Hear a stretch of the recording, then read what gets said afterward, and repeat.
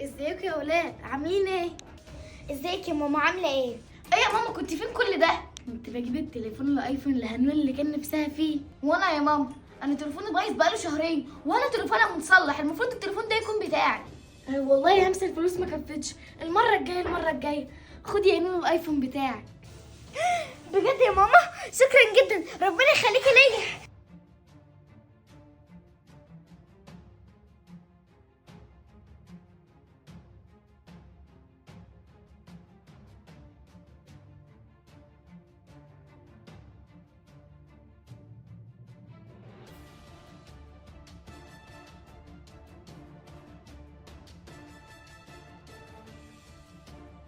هنا ممكن اطلب منك طلب؟ اخلصي، عايزه ايه؟ هنا ممكن اخد تليفونك القديم بدل بتاع اللي بايظ؟ لا مش هديهولك، شوفي انتي رايحه فين. ليه كده يا هنا؟ ليه؟ عشان ماما بتحبك اكتر مني يعني؟ علشان ماما بتحبني اكتر منك. ويلا بقى امشي، عشان انا مش عارفه اقعد على التليفون الايفون الجديد بتاعي.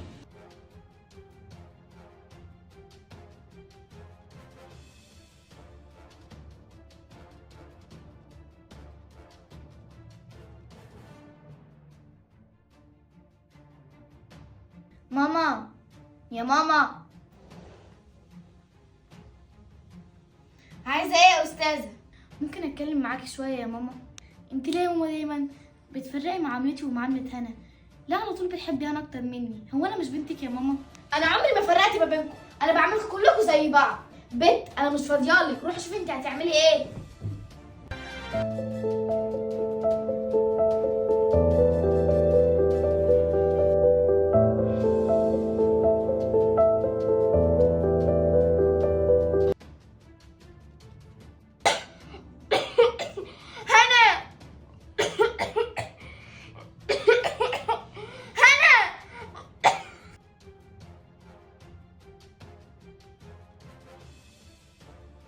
يا هنا تعالي الحقيني يا هنا. يا ماما بعد اذنك وطي صوتك ده شويه، او اسكتي خالص، الاحسن انك ما تتكلميش لان الجيم هيروح مني. يا هنا هاتي لي ميه يا هنا، مش قادره يا هنا. يا ماما اهدي بقى، الله هخسر الجيم، انا غلطانه ان انا جيت قعدت في اوضتك. اتفضلي يا ماما الميه اهي.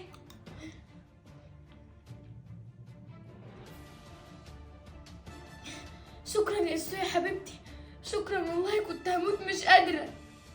يوه انا خسرت الجيم بسبب بت هاتي الايفون اللي معاكي ده، انت اصلا ما تستحقيش انك تمسكيه. انا كنت تعبانه وبنده عليكي وانت قاعده على التليفون. ايه الكلام ده يا ماما؟ اخلصي خالص بسمع صوتك. خدي يا همسه يا حبيبتي. بجد يا ماما شكرا بجد، ربنا يخليكي ليا. ماشي يا ماما، والله لو اوريكم.